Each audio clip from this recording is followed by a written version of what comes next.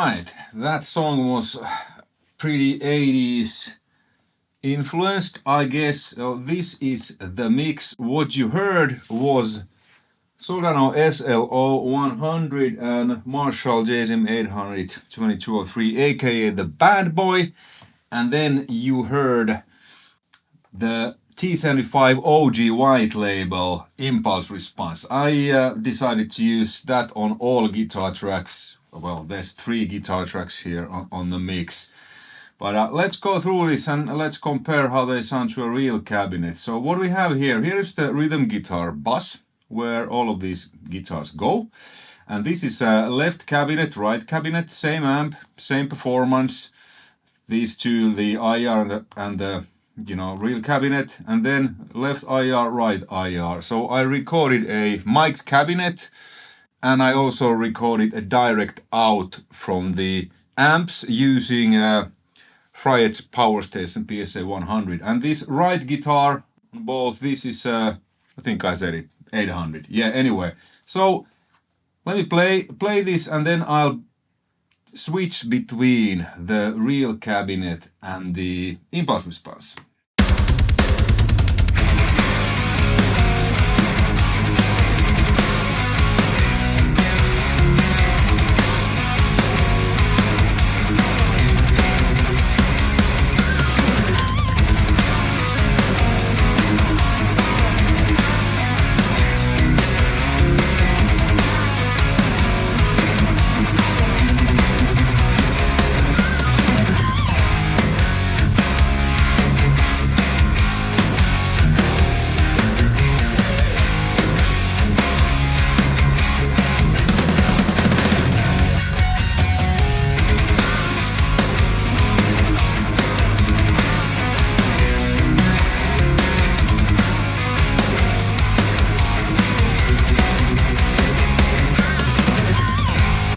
Do the same for the lead.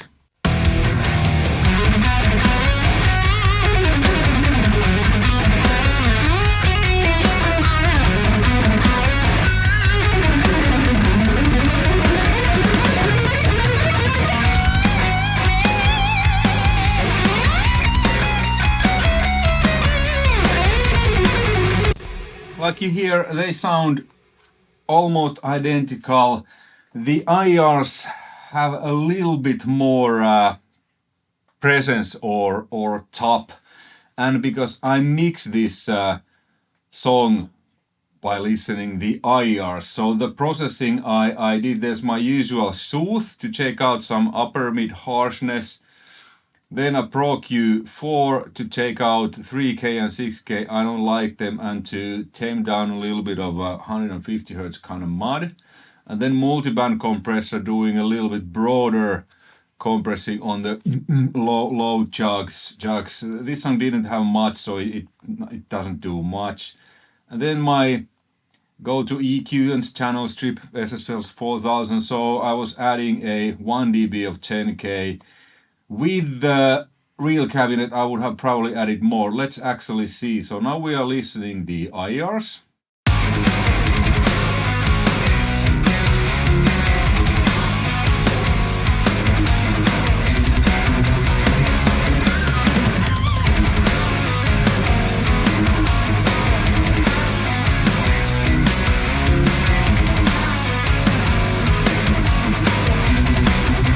Like that. So instead of boosted 10K, I added 8K, which is a little bit more present frequency, and I took out the small 80 Hz boost and took down a little bit of 500.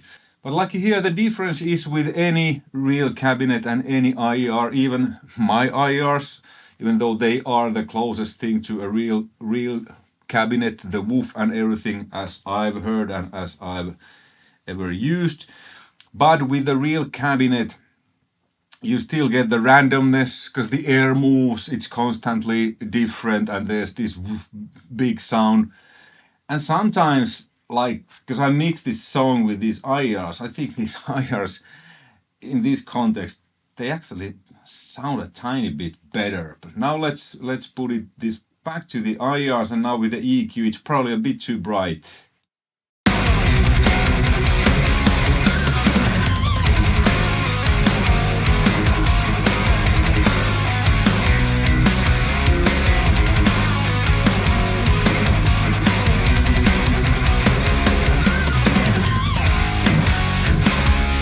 yeah, now it's again like small things, because my IRs, they are like my cabinets.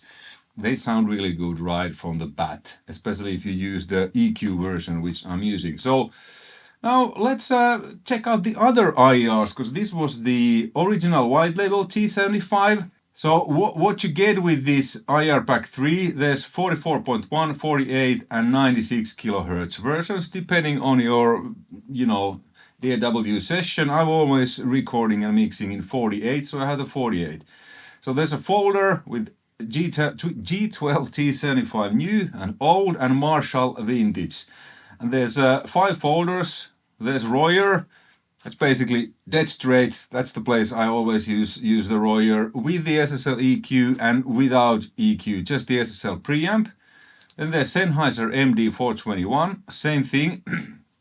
not multiple options, so you don't get option paralysis. There's only one good option, or actually 2 good options. They sound a little bit different. So, you know, you don't need to mess around figuring what is good and what is not, because these are all good. Then there's just a 57. Then my go-to blends, 57 Royer 121 and version 2, which is a little bit different blend. I'm doing the blend with, you know, when I'm recording, tweaking the channels. Okay, this is good. And then there's the 57 and 421 blend. And obviously an IR like this, now we are using this one here, but let's say we want to do our own blend. Let's use a Marshall Vintage cabinet on this. So let's choose a 57 here, like this. And then we take the slot 2 and let's put there 421. So now we have a blend of 57 and 421. Let's listen how that sounds in the context.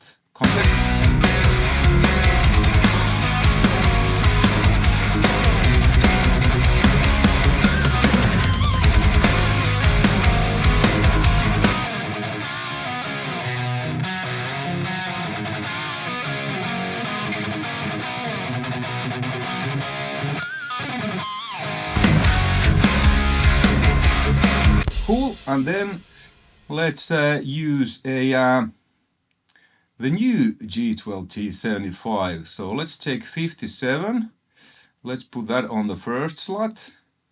This Boolean's IR loader is great. It's free. The only thing that cost is this IRDX, which kind of emulates the when the air is moving, the kind of the WOOF part. It's really fantastic. And let's take a 121 for this, and let's put that on the slot 2, like that.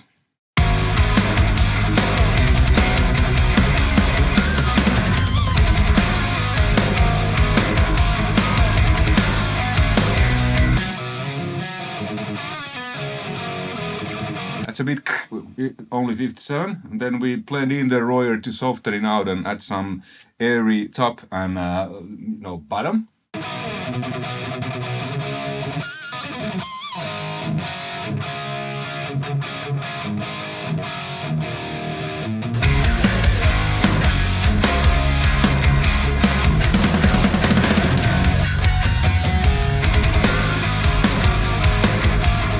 Sounds pretty cool. Let's see how now this blend of different IRs versus my real cabinet. I think it's quite a bit different, because these are both the old T75s. Let's listen.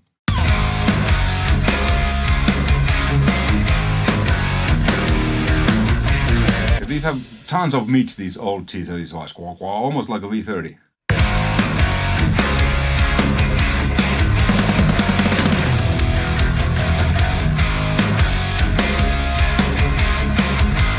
The newer T75, they are they are pretty close to each other, because someone I've heard that it's completely different speaker, but I don't think so. It's just that the old ones, they have more mids and are a little bit smoother, and the newer ones has a little bit more top and bottom, which kind of makes it sound like it's cool. Well, it's a little bit more scooped. Let me actually show you. Let's use this lead track.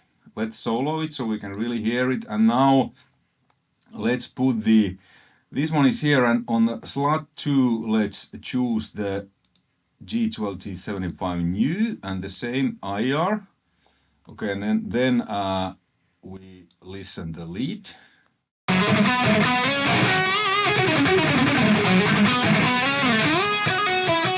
So this is new one.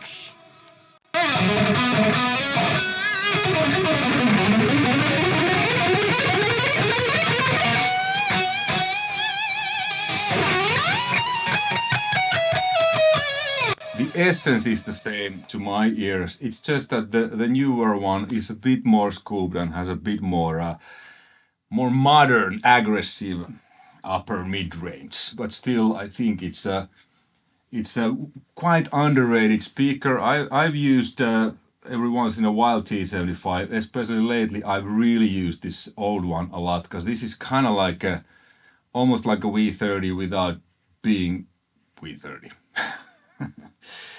So yeah, I mean, this is the pack, and you know, I have 3 packages. The pack 1, it has a Mesa Boogie V30 cabinet with Mesa's own or Celestion Mesa branded Celestion V30s. It has Eminence Carnivore and Eminence DV77s. Then the IR pack 2. This has it's a one Marshall cabinet with a Celestion greenback GB25Ms and EVH greenbacks. And now this pack 3, this has the old T75, the newer T75, I mean new, it's from late 90s, early 2000s, and Marshall Vintage speaker, which is the original V30, that is from early 2000s. So these are all IRs. I mean, I don't really need much else, at least now. Maybe I'll do the 4th pack, but these are basically all speakers I own, all cabinets. So if you have